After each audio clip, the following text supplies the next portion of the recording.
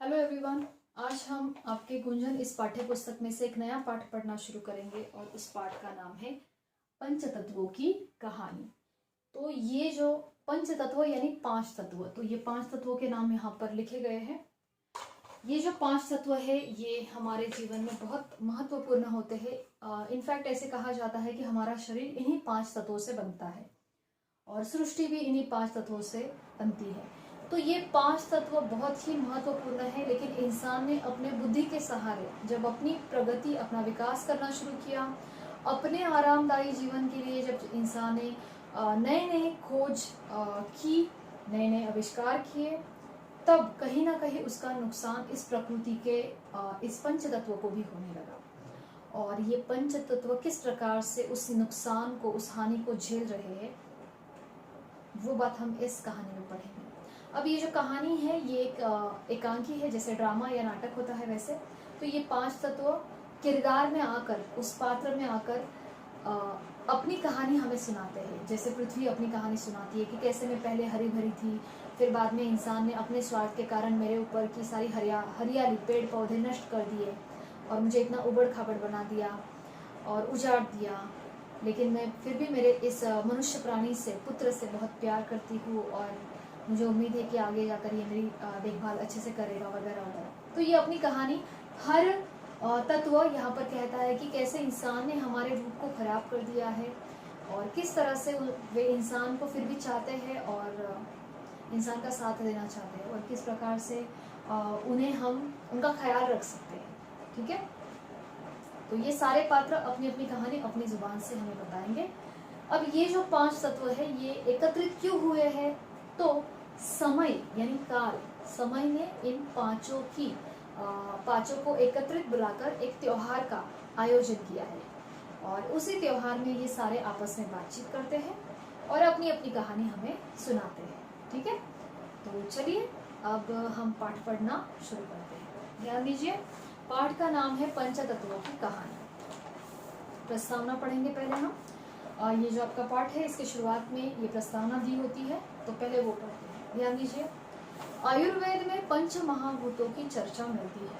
इसमें कहा गया है कि सृष्टि और मनुष्य के शरीर का निर्माण पांच तत्वों से हुआ है: पृथ्वी, जल, अग्नि, वायु और आकाश। यानी इन्हीं पांच तत्वों से सृष्टि का भी निर्माण हुआ है और हमारे शरीर का भी निर्माण हुआ है। अब आयुर्वेद क्या है तो सभी को पता होगा। आयुर्वेद में जैसे वो जो जड़ी बूटियाँ है उनकी दवाई या उनकी जानकारी हमें मिलती है, या प्रकृति के बारे में बहुत कुछ जानकारी आयुर्वेद, जो हमारे भारतीय संस्कृति में जिसको बहुत ज़्यादा महत्व दिया जाता है, वो एक आयुर्वेदिक जैसे डॉक्टरी होती है वैसे आयुर्वेद भी है। तो इसमें क्या बताया गया है, हमारा शरीर और ये सृष्टि इन्हीं पांच तत्वों से बनी है। इनके बिना जीवन की कल्पना असंभव है। यानी इन पांच तत्वों के बिना जीवन को हम सोच भी नहीं सकते। ये पांच तत्व इंद्रियों के पांच गुणों के साथ जुड़े हैं। हमारे जो पांच इंद्रिय है, जैसे कान, नाक, फिर जीवा, आंखें और ये स्पर्श यानी त्वचा, तो ये जो हमारे पांच गुण होते हैं पांच इंद्रियों के, इनसे भी ये पांच तत्व जुड़े हैं। अब ये किस प्रकार से टॉपिक है देखिए, जैसे पृथ्वी तत्व को इंद्रियों के पांचों गुणों सुनना, छूना, देखना, चखना, सूंघना द्वारा जाना जा सकता है। यानी पृथ्वी तत्व यानी जैसे मिट्टी, तो मिट्टी को हम छू सकते हैं, पृथ्वी तत्व को सुन सकते हैं, देख सकते हैं, चख सकते हैं, सूंघ सकते हैं। उसी तरह से आगे जल की कोई गंध नहीं होती, जो शुद्ध पानी होता है उसकी कोई गंध नहीं होती, लेकिन उसे हम सुन सकते हैं, पानी की आवाज़ को छू सकते हैं, देख सकते हैं, चख भी सकते हैं। अग्नि को हम सुन सकते हैं, देख सकते हैं। आग, अग्नि मतलब क्या? आग। तो आग को हम देख सकते हैं, सुन सकते हैं, महसूस कर सकते हैं। वायु को भी हम सुन सकते हैं और महसूस कर सकते हैं स्किन पर, राइट। आकाश, ये जो अंतिम तत्व है, ये ध्वनि का माध्यम है। यानी हम जो बोल रहे हैं, जो मेरे मुख से ये शब्द बाहर निकल रहे हैं, ये कहाँ जा रहे हैं, तो ये शब्द मतलब ही क्या है? ध्वनि। ये जो आवाज़ हम करते हैं शब्दों के माध्यम से, किसी और भी प्रकार से, ये आवाज़ मतलब क्या है? आकाश। इसी नाट्य में, इस नाटक में पंचतत्व पात्र 5 पात्रों के माध्यम से अपनी कहानी हमें बताते हैं और अपने प्रयोग के लिए मानव जाति को सचेत करते हैं। सचेत यानी सावधान, अलर्ट। किस बात के लिए अलर्ट करते हैं कि जिस प्रकार से अंधाधुंध तरीके से इंसान इन 5 तत्वों का प्रयोग कर रहा है या उनको खराब कर रहा है।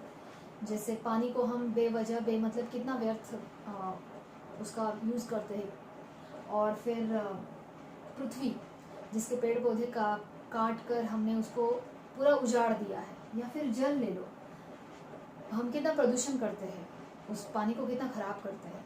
तो ये जो सारी बातें हैं, ये सारे पात्र हमें समझाएंगे तत्व, और साथ ही साथ हमें सावधान करते हैं कि इसी प्रकार से अगर आपने हमारा इस्तेमाल किया 5 तत्वों का, तो फिर आगे जाके इंसान के विनाश को समय लगने वाला नहीं है। ठीक है, तो चलिए अब आगे यहाँ पर आपको पात्र दिए गए हैं कि कौन सा पात्र, जो कि ये नाटक है, स्टेज पर यह परफॉर्म होगा, तो उसमें कौन कौन सा पात्र कौन सा पहनाव पहनेगा, उसकी वेशभूषा क्या होगी, उसका वर्णन यहाँ पर है। तो ध्यान दीजिए पात्रों के नाम और वेशभूषा। तो पहले पृथ्वी फूल पत्तों के डिजाइन वाले गहरे हरे रंग की साड़ी में, जल हल्के हरे रंग के कुर्ते में, अग्नि लाल संतरी रंग की साड़ी में, वायु सफेद सलवार कुर्ते में छोटी सी बालिका, और आकाश हल्के नीले कुर्ते पजामे में। सभी हम उम्र है, मतलब ये 5 तत्व जो है हम उम्र है, मतलब एक ही आयु के, समान उम्र के हैं। समय सुनहरे कुर्ते पजामे में एक बालक जो थोड़ा उम्र से बड़ा है।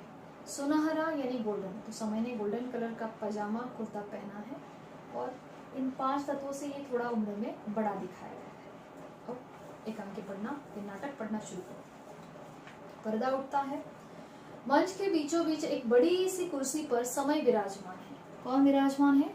समय। पर्यावरण दिवस के अवसर पर आज उसने उत्सव का आयोजन किया है, तो आप इसको अंडरलाइन करो। कौन से अवसर पर? पर्यावरण दिवस।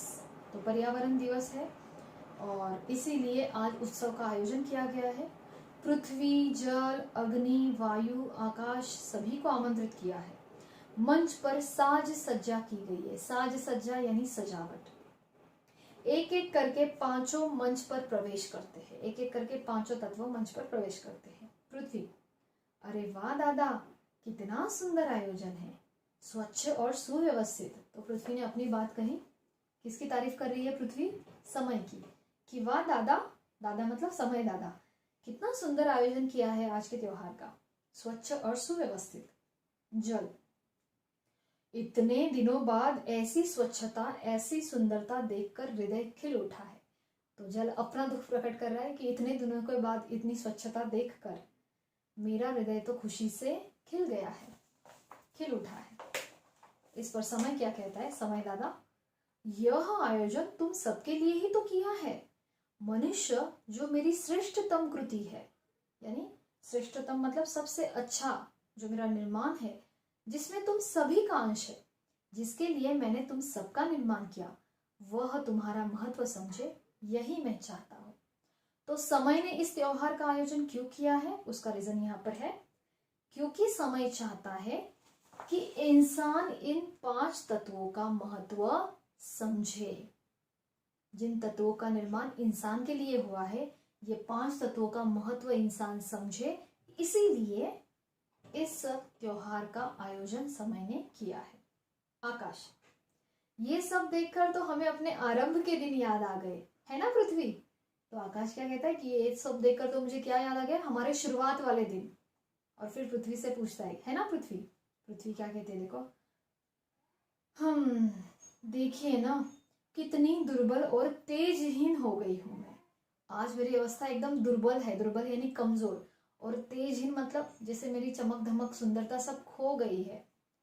अपने उद्भव काल में जब मैं सूर्य से अलग हुई, तब मैं एक जलते हुए वाष्प पुंज के रूप में थी। उद्भव काल मतलब क्या बच्चों? निर्माण का काल, यानी जन्म। जब पृथ्वी का जन्म हुआ था, जब वह सूर्य से अलग हो गई थी, तब वो कौन थी? एक जलता हुआ बाष्पपुंज। बाष्पपुंज यानी भाप का गोला। तो पृथ्वी जब सूर्य से अलग हुई तो कौन से रूप में थी? बाष्पपुंज यानी भाप के गोले के रूप में। और सूर्य के समान तेजवान थी। जो तेज, जो चमक सूर्य में है, वही उस पृथ्वी के गोले में भी थी। फिर आगे क्या हुआ देखो। जल, हाँ हाँ पृथ्वी, तुम्हारे ताप से मेरा भी जन्म हुआ। मतलब तुम्हारी वो जो तपन थी, वो जो आग थी सूर्य की तरह तुम्हारे अंदर, उसी के कारण तो मेरा जन्म हुआ। सूर्य से अलग होकर तुमने ठंडे होने की प्रक्रिया में बने भाप बादलों के रूप में वायुमंडल में आच्छादित हो गए। मतलब जब पृथ्वी का वो गोला सूर्य से अलग हो गया और ठंडे होने की प्रक्रिया शुरू हो गई, पृथ्वी के गोले की ठंडे होने की प्रक्रिया शुरू हुई, तब जो भाप उससे निकल रही थी, वो भाप बादल बनकर वायुमंडल में आच्छादित हो गई। वायुमंडल मतलब क्या? तो ये वातावरण का, वायु का आवरण वाला भाग ऊपर, ठीक है। और वो भाप बादल का रूप लेकर छा गई, और ये बादल मेरे रूप में बरसते तो थे, और वही बादल फिर पानी के रूप में धरती पर बरसते थे, पृथ्वी पर। लेकिन तुम तब इतनी हटी थी, मतलब पृथ्वी इतनी हटी थी, पृथ्वी, कि मुझे ठहरने ही नहीं देती थी। मैं बेचारा तुम्हारी गर्मी से फिर से भाप बनकर फिर से वायुमंडल में पहुंच जाता था। मतलब क्या? तो पृथ्वी जब सूर्य से अलग हुई तो वो एक जलता हुआ गोला थी, और उसके ठंडे होने की प्रक्रिया शुरू हो गई। जैसे ठंडे होने लगी, उसके अंदर से वो भाप निकलने लगी, और वो भाप बादल के रूप में वातावरण में छा गई। ओके, और फिर वो वायुमंडल से भाप से बने बादल थे, वो पृथ्वी पर बरसने लगे। लेकिन पृथ्वी इतनी गर्म थी, इतनी अग्नि, मतलब वो तपी हुई थी, कि वो भाप जल बनकर जैसे ही बादल बरसते थे पृथ्वी पर, फिर से भाप बनती थी, फिर से बादल बन जाते थे, फिर बादल बरसते थे। तो पानी पृथ्वी पर टिकता ही नहीं था, जल पृथ्वी पर टिकता ही नहीं था। भाप बन जाता, फिर बादल बरसते, फिर भाप बन जाता। तो ये जो प्रक्रिया है, ये पृथ्वी पर कई समय, कई सालों तक चलती रही, और तब जाके पृथ्वी पूरी तरह से ठंडी हो गई। ठीक है, तो यही बात यहाँ पे बताई गई है। देखिए, मैं बेचारा तुम्हारी गर्मी से भाप बनकर फिर से वायुमंडल में पहुंच जाता था। अब इस बात पर आकाश क्या कहता है देखो। हाँ जल, तुम्हारे अथक प्रयास की मैं सराहना करता हूँ, कि तुमने पृथ्वी को ठंडा करने के लिए जो प्रयास किए, जो प्रयत्न किए, उसकी तो मैं सराहना करता हूँ, यानी तारीफ करता हूँ। और मैं ये भी जानता हूँ कि वायुमंडल में भी तुम्हारा मन नहीं लगता था, और मुझे ये भी पता है कि वायुमंडल में ऊपर बादलों के रूप में तुम्हारा मन नहीं लगता था। इसीलिए कुछ दिनों के बाद तुम फिर वर्षा बनकर, बरसात बनकर पृथ्वी पर आ जाते थे, क्योंकि तुम्हारा मन तो ऊपर लगता ही नहीं था वायुमंडल में। करोड़ों वर्षों तक यही प्रक्रिया चलती रही, करोड़ों वर्षों तक ये प्रक्रिया चलती रही। मतलब क्या? कि पृथ्वी का ठंडे होते समय वो भाप निकलना, भाप से बादल बनना, बादल फिर से पृथ्वी पर बरसना, फिर से भाप बनना। तो करोड़ों वर्षों तक यह प्रक्रिया चलती रही। क्यों पृथ्वी, मैं सही कह रहा हूं ना? आकाश ने पृथ्वी से पूछा। पृथ्वी मुस्कुराते हुए क्या कहती है? जी हाँ, लेकिन मैं क्या करती? सूर्य से अलग होकर मेरे ताप में बस इतनी ही कमी आई थी कि मेरी ऊपरी सतह पर कठोर पपड़ी सी जम पाई। जब मैं सूर्य से अलग हुई तो मेरे तपन में, मेरी गर्मी में इतनी कमी आई थी कि मेरी जो ऊपर की लेयर थी, सतह यानी ऊपरी लेयर, वो पपड़ी जैसा जम गया था। पपड़ी मतलब क्या? जब दीवार पर जो कलर लगा रहता है, रंग दीवार पर जब वो निकलता है, उसकी पपड़ी निकलती है, वैसी पपड़ी। मेरा भीतरी भाग जैसे जैसे ठंडा होकर सिकुड़ता गया, वैसे वैसे ऊपरी सतह में भी सिकुड़ने आने लगी। तो पृथ्वी अपनी बात कह रही है कि जैसे जैसे मैं अंदर से ठंडी होने लगी, वैसे वैसे वो ऊपर का जो पपड़ी वाला भाग था, वो भी धीरे धीरे ठंडा होने लगा, और ठंडा होकर सिकुड़ने लगा, छोटा होने लगा, खींचने लगा अंदर। इन्हीं सिकुड़नों ने पहाड़ों और घाटियों का रूप ले लिया, और फिर वो जो सिकुड़ने आती गई ठंडी होने के समय पृथ्वी, वही सिकुड़ने क्या बन गई? बड़े बड़े पहाड़ और बड़ी बड़ी घाटियां बन गई। समझा? ये प्रश्न आपको पूछा जाता है कि पृथ्वी पर पहाड़ों और घाटियों का निर्माण कैसे हुआ। तो आप यहां से लिखोगे कि सूर्य से अलग होने के बाद जब पृथ्वी के ऊपरी सतह पर कठोर पपड़ी से जम पाई थी, जैसे जैसे पृथ्वी का भीतरी भाग ठंडा होकर सिकुड़ने लगा, वैसे वैसे ऊपरी सतह, जो ऊपरी लेयर था पृथ्वी का, उसमें भी सिकुड़ने आने लगी, और यही सिकुड़ने बाद में किसके रूप में बदल गई? पहाड़ और घाटियों के रूप में। ठीक है, लेकिन आगे क्या कहती है देखिए पृथ्वी।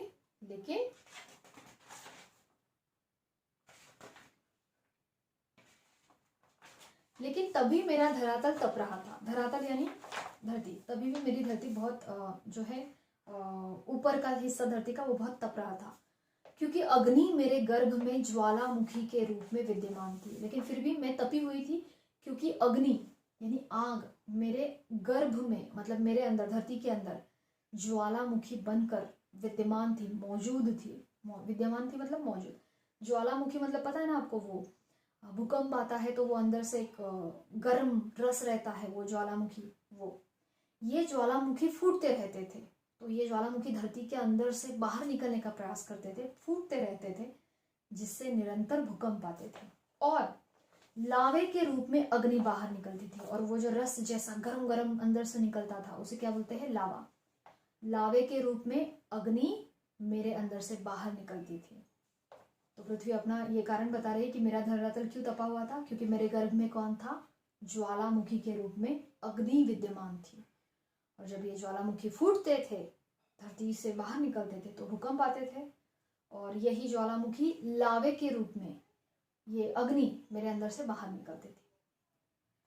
अब समय क्या कहता है, देखिए समय, हाँ पृथ्वी, लेकिन तुम्हें तो जल का आभार मानना चाहिए, जिसने तुम्हें शीतल करने के प्रयासों में कोई कमी नहीं आने दी। तो जल का आभार मान लो कि तुम्हें ठंडा करने में उसने कोई भी प्रयास करने में कोई कमी नहीं छोड़ी, बहुत प्रयास करके तुम्हें ठंडा किया है। घनघोर वर्षा के रूप में जल में तुम्हें इतना ठंडा कर दिया कि वह तुम्हारे धरातल पर ठहरने लगा। तो वर्षा के रूप में, बरसात के रूप में, घनघोर मतलब जोरदार मूसलाधार वर्षा के रूप में जल ने तुम्हें इतना ठंडा कर दिया कि फाइनली तुम पूरी तरह से ठंडी हो गई, और वो जो जल है वो तुम्हारे ऊपर टिकने लगा, ठहरने लगा, और फिर समुद्र के रूप में एकत्र हो गया, और जीवों की उत्पत्ति तभी तो संभव हुई। तो जब जल पृथ्वी पर ठहरने लगा, तब समुद्रों का निर्माण हुआ, और जब समुद्रों का निर्माण हुआ, तब उसमें से जीवों का निर्माण हुआ। ठीक है, तो जीवों की उत्पत्ति तभी तो संभव हो पाई। जल, यह सही बात है कि मैं ही पृथ्वी पर जीवन की उत्पत्ति का आधार बना। तो जल ने अपना महत्व यहाँ बयां कर दिया कि मेरे कारण ही पृथ्वी पर जीवों की उत्पत्ति हो पाई, मैं आधार था उस बात का। लेकिन ये कार्य अग्नि और वायु की मदद के बिना संभव नहीं था। तो जल जीवन की उत्पत्ति का सारा क्रेडिट खुद को नहीं ले रहा है, किसको दे रहा है, अग्नि और वायु को भी। सभी लोग अग्नि और वायु की तरफ देखने लगते हैं। वे दोनों पकवान खाने में व्यस्त है, तो वो तो बिजी है मस्त अच्छे अच्छे डिशेस खाने में। पृथ्वी हैरानी से पूछती है, वह कैसे। अब अग्नि आगे आकर कहता है, उत्तर देता है, हुआ यह कि अनवरत मूसलाधार वर्षा के बाद, अनवरत मतलब बिना रुके, मूसलाधार वर्षा के बाद जब पृथ्वी पर छाए बादल छटे यानी हट गए, तब मैं सूर्य के किरणों के रूप में पृथ्वी पर पहुंची, और जीव की उत्पत्ति होने की प्रक्रिया शुरू हुई। मूसलाधार बरसात होने के बाद जब पृथ्वी पर से बादल हट गए और पृथ्वी पूरी तरह से ठंडी हो गई, तो भाप बनना बंद हो गया, बादल बनने बंद हो गए, तब सूर्य के किरणों के रूप में यानी सनरेज के रूप में धरती पर कौन आ गया, अग्नि आ गई, और फिर जीवों की उत्पत्ति संभव हो पाई। लेकिन जब तब तक पृथ्वी पर कोई वनस्पति नहीं थी, केवल ज्वालामुखी थे। मतलब जब जीव निर्माण पहले हुआ था, उसके पहले कोई पेड़ पौधे, कोई हरियाली वनस्पति नहीं था पृथ्वी पर। सिर्फ पृथ्वी के अंदर क्या थे, ज्वालामुखी यानी वो गर्म लावा रस। इसलिए जीव की उत्पत्ति सबसे पहले समुद्र में हुई। इसलिए जीव पहले कहाँ निर्माण हुए, समुद्र में, वो जल और सूर्य की किरणें इनके आधार से। ठीक है, जल, अरे वायु कितना खाओगी, कुछ बोलो भी, क्योंकि वायु तो खाने में ही व्यस्त थी। तो वायु क्या कहते, देखो, खाते हुए, मैं तो वायुमंडल से लेकर पृथ्वी के चतुर्दिक कई 100 मीलों तक फैली हूँ। वायुमंडल से लेकर पृथ्वी के चतुर्दिक मतलब चारों ओर कई 100 मीलों तक मैं फैली हुई हूँ। मैं यानी वायु, मुझ में कई सारे गैस का मिश्रण है। मैं वायु मतलब मेरे अंदर बहुत सारे गैस है। जीवन के आरंभ के शुरुआती दिनों में मुझ में कार्बन डाइऑक्साइड रूप की अधिकता थी। शुरुआत के दिनों में मेरे अंदर कौन सा वायु ज्यादा था, कार्बन डाइऑक्साइड। कौन बता रहा है, ये वायु, कि शुरुआत के रूप में मेरे अंदर कौन सा वायु ज्यादा था, कौन सा गैस ज्यादा था वायु में, कार्बन डाइऑक्साइड की अधिकता थी, जिसकी कुछ मात्रा चट्टानों में कार्बोनेट के रूप में जम गई तो कुछ समुद्रों में अवशेषित हो गई। तो मेरे अंदर जो कार्बन डाइऑक्साइड ज्यादा था वायु में ये गैस जो ज्यादा था वो बाद में किस में बदल गया, चट्टानों में, बड़े बड़े चट्टानों में कार्बोनेट में बदल गया, और कुछ को तो समुद्र ने अपने अंदर खींच लिया, सोख लिया। कुछ कार्बन को समुद्र ने सोख लिया, कुछ चट्टान में कार्बोनेट में परिवर्तित हो गए। कौन सा गैस, कार्बन डाइऑक्साइड। तो ये भी आपको पूछा जाता है, ध्यान में रखना। पृथ्वी, हाँ, अब कार्बन डाइऑक्साइड की और एक इंपॉर्टेंट बात है जो यहाँ पे बोली गई है, ध्यान दीजिए। हाँ, पृथ्वी कहती है कार्बन डाइऑक्साइड के बारे में एक महत्वपूर्ण बात यह है कि यह मेरी सतह के तापमान को ग्रीन हाउस प्रभाव द्वारा 35 सेल्सियस डिग्री तक बनाए रखती है, वरना यह 21 से 14 होता, यानी कार्बन डाइऑक्साइड के अभाव में समुद्र जम जाते और जीवन की कोई संभावना नहीं होती। तो पृथ्वी ने कार्बन के बारे में महत्वपूर्ण बात यह बताई है कि कार्बन डाइऑक्साइड के कारण कि कार्बन जो है वो पृथ्वी के सतह को ग्रीन हाउस इफेक्ट इसके द्वारा कितने सेल्सियस तक बनाए रखती है, 35, वरना ये कितना हो जाता, 21 से 14, और 21 से 14 अगर ये तापमान होता धरती का तो कार्बन के अभाव में समुद्र जम जाता, बर्फ बन जाता, और फिर कोई जीव निर्माण होता ही नहीं। तो ये जो तापमान नियंत्रण करने का काम था जीव की उत्पत्ति के लिए, जीवों के निर्माण के लिए तापमान को नियंत्रित करने का काम था, वो किसने किया, कार्बन डाइऑक्साइड ने। कार्बन डाइऑक्साइड नहीं होता तो वो जो तापमान है वो कम हो जाता, यानी 21 से 14 तक हो जाता, तो समुद्र जम जाते, बर्फ बन जाते, और फिर जीव निर्माण हो पाते नहीं। तो ये बात बहुत महत्वपूर्ण है, आपको ये पूछी जाती है कि कार्बन डाइऑक्साइड के बारे में कौन सी महत्वपूर्ण बात पृथ्वी ने बताई। तो पृथ्वी ने कौन सी बात बताई कि कार्बन डाइऑक्साइड मेरी सतह को, यानी पृथ्वी के सतह को ग्रीन हाउस इफेक्ट यानी ग्रीन हाउस प्रभाव द्वारा 35 सेल्सियस तक बनाए रखती है, वरना ये 21 से 14 था, यानी कार्बन के अभाव में, कार्बन डाइऑक्साइड के अभाव में समुद्र जम जाते और कोई भी जीवन की संभावना नहीं होती।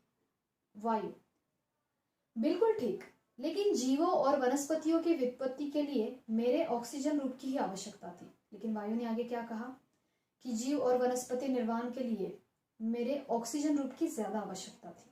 पृथ्वी, वायु के पीठ पर हाथ रखकर, इसके लिए तो मुझे तुम्हें धन्यवाद देना चाहिए कि तुम नहीं होती, वायु तुम ना होती तो मुझ पर उत्पन्न जीव और वनस्पतियां जीवित ही नहीं रह पाती। अगर वायु नहीं होती तो मेरे ऊपर ये जो जीव है, वनस्पतियां है, ये जीवित नहीं रह पाते। वायु, वो तो है, मैं लाजवाब हूं। तो यहाँ पर वायु खुद अपनी तारीफ करती है।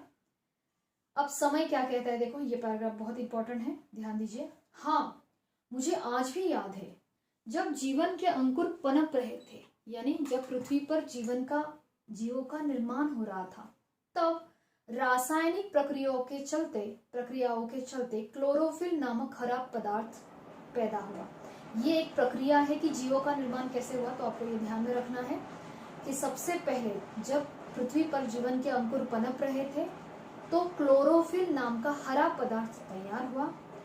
इस हरे पदार्थ में विशेष गुण ये था कि सूर्य के प्रकाश की उपस्थिति में जल की सहायता से, सूर्य का प्रकाश कहाँ होता है, ऊपर, जल कहाँ होता है, नीचे, तो सूर्य के प्रकाश की उपस्थिति में जल की सहायता से कार्बन डाइऑक्साइड को ऑक्सीजन में बदल देता था। ठीक है, वो हरे पदार्थ में क्या गुण था कि यह सूर्य के प्रकाश की सहायता से, सूर्य की प्रकाश की उपस्थिति में जल की सहायता से कार्बन डाइऑक्साइड को ऑक्सीजन में बदल देता। यह जीवन के लिए एक आवश्यक तत्व बन गया, और ये जो प्रोसेस थी कार्बन डाइऑक्साइड को ऑक्सीजन में बदलने की, ये एक आवश्यक तत्व बन गई थी। और ये हरे रंग वाले एक कोशीय जीव पौधों के रूप में विकसित हुए। फिर वो जो हरे रंग वाले एक कोशीय जीव निर्माण हुए वो पौधों के रूप में विकसित हुए और संसार में वनस्पति के विकास का कारण बने। और इस तरह से धीरे धीरे तुम्हारा दामन, यानी पृथ्वी का दामन, पृथ्वी की झोली जीव जंतुओं से और वनस्पतियों से भर गया। तो ये प्रश्न आपको पूछा जाता है कि पृथ्वी का दामन जीव जंतुओं से और वनस्पतियों से कैसे भर गया। तो मैं इसकी प्रक्रिया आपको समझाती हूँ कि जब इस पृथ्वी पर जीवन के अंकुर पनप रहे थे, तब रासायनिक प्रक्रियाओं के चलते, कौन सी प्रक्रिया, रासायनिक प्रक्रियाओं के चलते क्लोरोफिल नामक हरा पदार्थ निर्माण हुआ। कौन सा पदार्थ? क्लोरोफिल नामक हरा पदार्थ निर्माण हुआ। फिर सूर्य के प्रकाश की उपस्थिति में जल की सहायता से, सूर्य की प्रकाश की उपस्थिति में जल की सहायता से वह कार्बन डाइऑक्साइड को ऑक्सीजन में बदलने लगा, कार्बन डाइऑक्साइड को ऑक्सीजन में बदलने लगा और फिर यही जीवन के लिए एक आवश्यक तत्व बन गया। और ये हरे रंग वाले एक कोशीय जीव धीरे धीरे धीरे पौधों के रूप में विकसित हुए। हरे रंग वाले एक कोशीय जीव, हरे रंग वाले एक कोशीय जीव धीरे धीरे धीरे पौधों में विकसित हुए और इस प्रकार से वनस्पतियों का विकास हुआ और पृथ्वी का दामन जीव जंतुओं से, पेड़ पौधों से भर गया। वायु,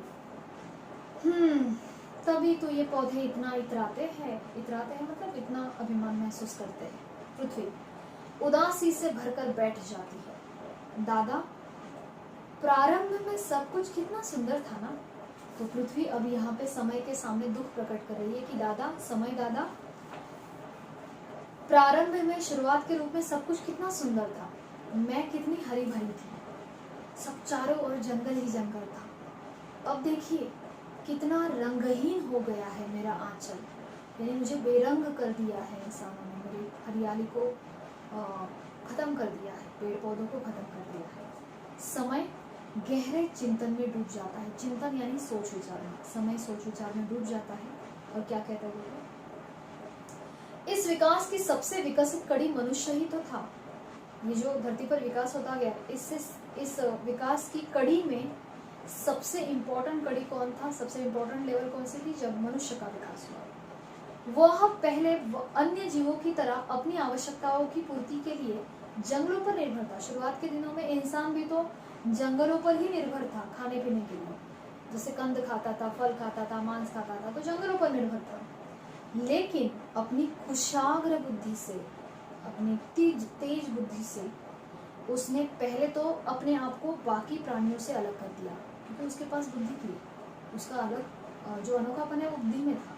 तो उसने अपनी बुद्धि के सहारे पहले तो खुद को सारे प्राणियों से अलग कर लिया और अब भौतिक सुखों को प्राप्त करने के लिए, भौतिक सुख मतलब अपने आरामदायी जीवन के लिए, आरामदायी जीवन जीने के लिए जो सुख है उन्हें प्राप्त करने के लिए मेरे द्वारा उपहार में दी गई इस प्रकृति को अब वो नष्ट कर रहा है। खुद के भौतिक सुखों को प्राप्त करने के लिए, आरामदायी जीवन को पाने के लिए वो हम मेरे द्वारा दिए गए इस प्रकृति के तत्वों को क्या कर रहा है? नष्ट करता जा रहा है। ये दुख किसने व्यक्त किया? समय ने। तो जल क्या कहता है? हाँ, मनुष्य प्रगति की चकाचौंध में इतना अंधा हो गया है, मतलब प्रगति के पीछे, विकास के पीछे इतना भाग रहा है कि हम 5 तत्वों की उपयोगिता को अनदेखा कर रहा है कि हम कितने इंपॉर्टेंट है, वो मनुष्य भूलता जा रहा है। पृथ्वी पर उपलब्ध मेरा 97% जो भाग है वही खारा जल है, मतलब पीने लायक सारी पृथ्वी पर जो जल है वो कितना है? ओनली 3%। ठीक है, बाकी तो 97% जो पानी का भाग है पृथ्वी पर अवेलेबल, वो सब क्या है? खारा पानी है, नहीं पी सकते हैं, जो महासागर और सागरों में यानी समुद्र में पाया जाता है। मेरा मीठा और पेय स्वरूप, मतलब मीठा पानी और पीने जैसा पेय स्वरूप पानी तो बहुत ही कम है, जिसमें से 2.4% सिर्फ बर्फ के रूप में है और शेष 0.6% हिस्सा नदियों, झीलों और तालाबों में पाया जाता है। तो जो 3% मीठा पानी है पीने जैसा, उसमें भी 2.4% बर्फ के रूप में है, तो हम बर्फ थोड़ी ना पी सकते हैं। और कितना पानी पीने जैसा है? 0.6% ओनली पीने जैसा पानी है, शेष यानी बाकी। और वो कहाँ पाया जाता है? नदियाँ, झील और तालाब, झील यानी झरने, और नदी और तालाबों में पाया जाता है। फिर भी मनुष्य मेरी शुद्धता के लिए, मेरी स्वच्छता के लिए, मेरे संरक्षण के लिए सचेत नहीं है। मतलब जल अपना दुख व्यक्त कर रहा है कि मेरा बस इतना सा पानी है पीने जैसा उसके लायक, फिर भी इंसान मेरी शुद्धता के लिए, मेरे रक्षण के लिए, संरक्षण के लिए कुछ नहीं करता। यदि मैं समाप्त हो गया ना तो संपूर्ण जीव जगत समाप्त हो जाएगा। तो पानी, जल क्या कहता है? मेरा ये पीने जैसा पेय स्वरूप अगर खत्म हो गया ना तो पृथ्वी पर का सारा जीव जगत खत्म हो जाएगा। इस खतरे से वह बेखबर है। वह मतलब कौन? इंसान। तो ये जो खतरा है कि अगर पेय स्वरूप पानी का खत्म हो गया तो सारा जीव जगत खत्म हो जाएगा, इस खतरे से इंसान बेखबर है। ये किसका कहना है? जल का। आगे अब वायु क्या कहता है, देखो। वायु खांसते हुए, मेरी स्थिति भी तो यही है दादा, सभी जानते हैं कि यदि मैं बहना बंद करूं, यानी हवा अगर बहना बंद कर दे वायु, या फिर मैं दूषित हो जाऊं, खराब हो जाऊंगा, तो मनुष्य, वनस्पति, जानवर कोई नहीं बचेगा, बराबर ना? क्योंकि हम सांस लिए बिना जी ही नहीं सकते। अगर ये सारी हवा दूषित हो गई तो इंसान, पशु, पक्षी, पौधे, वनस्पति कुछ नहीं बचेगा, कोई नहीं बचेगा। लेकिन मनुष्य को इसकी परवाह ही कहाँ है? अत्याधुनिक उपकरणों से निकली हुई गैस से और कारखानों से निकला हुआ जहरीला धुआं मुझे दिन पर दिन सांस की बीमारियों का कारण बना रहा है। तो वायु प्रदूषण किसके कारण हो रहा है, किस कारण से हो रहा है? तो उसके यहाँ पे 2 रीजन है, अंडरलाइन कर रहे हैं। अत्याधुनिक उपकरणों से निकली हुई गैसें, अत्याधुनिक मतलब लेटेस्ट मॉडर्न उपकरण, मतलब जो साधन या इक्विपमेंट्स, मशीनरीज, उसमें से निकली हुई गैसें और कारखानों से निकलने वाला जहरीला धुआं, इसके कारण हवा दूषित हो रही है, वायु दूषित हो रही है और सांस की बीमारियों का कारण बन रही है।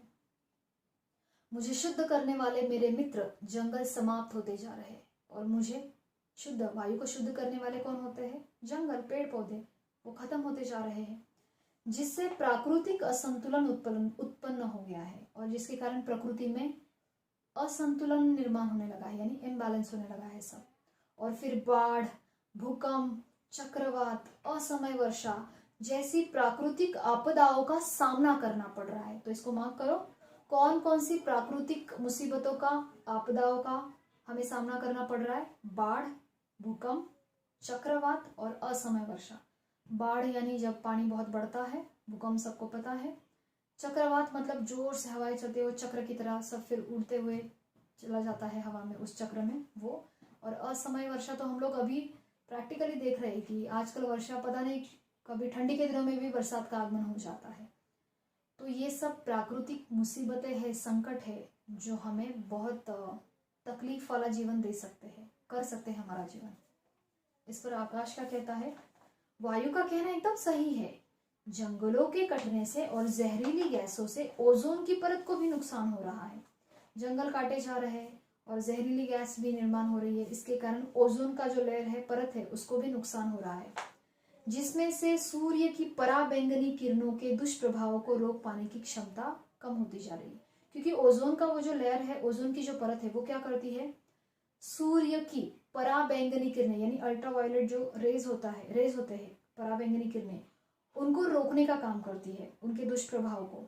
लेकिन जैसे जैसे ओजोन की परत को छेद पड़ रहे हैं, वो पतली होती जा रही है, वैसे वैसे वो जो पराबैंगनी किरणें हैं, उनके दुष्प्रभाव भी बढ़ते जाएंगे, क्योंकि वो सीधे धरती पर आ जाएगी। अब अग्नि क्या कहती है? मेरी खोज तो मानव सभ्यता के विकास में एक महत्वपूर्ण अध्याय मानी जाती है, यानी इंसान के विकास में मेरी खोज होना ये बहुत इंपॉर्टेंट मानी जाती है। लेकिन प्रगति के अंधानुकरण, यानी विकास के पीछे भागते भागते, बिना अंधानुकरण मतलब बिना सोचे समझे भागना, करते करते उस अंधानुकरण का परिणाम ग्लोबल वार्मिंग के रूप में हमारे सामने आया है। अब मेरा ताप मनुष्य के लिए असह्य होता जा रहा है। तो इसी कारण से कि ओजोन की परत है, उसको नुकसान पहुंच रहा है, जंगल काटे जा रहे हैं, वातावरण दूषित हो रहा है, जहरीली गैस वायु में बहुत ज़्यादा मात्रा में जा रही है।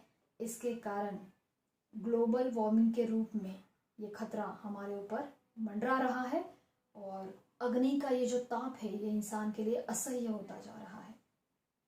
अब समय क्या कहता है, देखो। आप सबका चिंतित होना स्वाभाविक है। मनुष्य और प्रकृति, आप पांचों से ही मिलकर बने हैं, सभी एक दूसरे पर निर्भर है। तो ये जो 5 तत्व है, सभी एक दूसरे पर निर्भर है। जैसे अब यहाँ पे वो चक्र बताया है, पृथ्वी पर अधिकांश हिस्सा जल का है, मनुष्य के शरीर में भी अधिकतर जल ही है। जल वायु को बनाता है, मतलब भाप बनती है। वायु वनस्पति से आती है, यानी पौधे हमें ऑक्सीजन देते हैं तो वायु वनस्पति से आती है। वायु अग्नि तत्व को बनाती है, यानी अग्नि को बढ़ावा देती है। और अग्नि से जलने के बाद, आग से जलने के बाद जो बचता है वो होता है पृथ्वी तत्व, यानी मिट्टी। पृथ्वी के चारों ओर आकाश का आवरण है, यानी ये। तो हो गए सारे तत्व यहाँ पर। और आकाश में बादलों से जल बरसता है, यह जल तत्व को बनाता है। मतलब हम वापस जल से शुरू हुए थे, जल पर आ गए। इस प्रकार जीवन में उत्पत्ति का चक्र चलता रहता है, यानी ये निर्माण का चक्र। पांचों तत्व एक साथ कहते हैं मिश्रित स्वर में। आज पर्यावरण दिवस के अवसर पर हम पंच तत्व मानव जाति को यह संदेश दे रहे हैं कि अपनी विचारधारा बदलो, प्रकृति के साथ सामंजस्य बनाते हुए उससे अनुकूल होकर चलो। प्रकृति से सिर्फ लेना ही नहीं, देना भी सीखो, क्योंकि अगर हम अभी सचेत नहीं हुए तो आने वाली पीढ़ी के लिए कुछ नहीं बचेगा। ओके, तो पांच तत्वों ने कौन सा संदेश दिया है ये हम एक बार फिर से देखेंगे। पहला, अपनी विचारधारा को बदलो। पहला क्या है?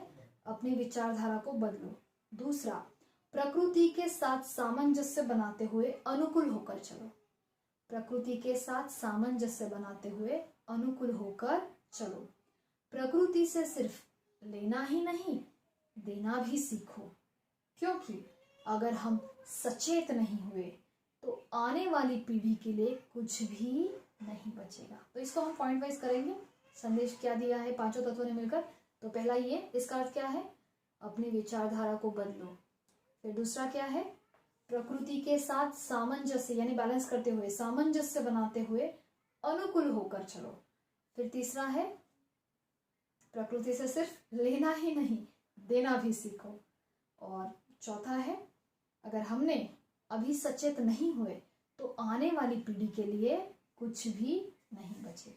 ठीक है, तो ये संदेश भी आपको अच्छी तरह से लर्न करना है जब आप क्वेश्चन आंसर करेंगे तभी। उसके बाद वायु प्रदूषण क्यों होता है, पानी का कितना रूप पीने जैसा है, कितना खारा जल है, या प्रकृति का और ये जो चक्र है उत्पत्ति का चक्र, ये भी आपको लर्न करना है। ठीक है, तो बस इस प्रकार से हमने आज ये पाठ पूरा कर दिया है।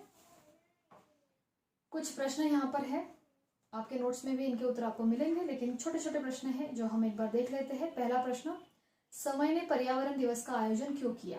ताकि इंसानों को पांचों तत्वों का महत्व समझ में आए। ठीक है, तो आप टेक्स्ट बुक में इसके आंसर्स है या आपके नोट्स में भी है, उसमें से आप लर्न कर सकते हो। पृथ्वी अपनी आरंभिक अवस्था में कैसी थी? तो बाष्प पुंज के रूप में, भाप के गोले के रूप में थी। कार्बन डाइऑक्साइड के बारे में पृथ्वी ने कौन सी महत्वपूर्ण बात बताई? तो वही कि ये जो कार्बन डाइऑक्साइड के बारे में महत्वपूर्ण बात यह बताई कि अगर कार्बन डाइऑक्साइड उसके ऊपरी सतह को, पृथ्वी के ऊपरी सतह को ग्रीन हाउस प्रभाव द्वारा 35 सेल्सियस डिग्री तक बनाए रखती है, वरना ये 21 से 14 होता, और कार्बन डाइऑक्साइड के अभाव में समुद्र जम जाते और जीवन की उत्पत्ति संभव नहीं होती। ओके, वायु ने अपने दूषित होने के कारण क्या बताए? कौन कौन से कारण गिनाए? तो पहले तो था कि कारखानों से निकलने वाला जहरीला धुआं, फिर अत्याधुनिक उपकरणों से निकली हुई गैस। ठीक है, तो इस प्रकार से ये छोटे छोटे प्रश्न हैं, इसमें कुछ लिखित है और आपको जो नोट्स दिए हैं उसमें से आप इसके क्वेश्चन आंसर्स जरूर पढ़ना, पाठ अच्छे से रिवाइज करना। पाठ बहुत आसान है समझने के लिए, लेकिन उसके आंसर्स आपको बहुत, उत्तर जो है वो बहुत अच्छी तरह से लर्न करने होंगे, क्योंकि यहाँ पर आप अपने शब्दों में कुछ नहीं लिख सकते। जैसा आपको दिया गया है पाठ में उसी प्रकार से आपके उत्तर होने चाहिए। ठीक है, तो पाठ पढ़िए, समझिए, और हाँ, इस पाठ के शब्दार्थ जो है वो भी आपको अच्छे से लर्न करने हैं। तो इस प्रकार से पाठ कंप्लीट किया है हमने आज। तो अगर आपको कुछ भी इसमें डाउट्स आते हैं, कोई भी दिक्कत आती है समझने में, या कोई प्रश्न जिसका उत्तर आपको नहीं आता है, या कोई शब्द नहीं समझ में आ रहा है, तो हमारा जो जूम लाइव सेशन होगा उसमें आप ज़रूर पूछें। ठीक है, और अच्छे से वीडियो देख के पाठ अच्छे से प्रिपेयर करना, ताकि जब मैं आपको प्रश्न पूछूं तो आप उसके उत्तर देने के लिए तैयार रहें। और हाँ, शब्दार्थ लर्न करना बिल्कुल भी भूलना नहीं है। शब्दार्थ आप अपने नोटबुक में लर्न भी करोगे और लिखोगे। ठीक है, तो चलिए फिर मिलेंगे एक नए पाठ के साथ। धन्यवाद।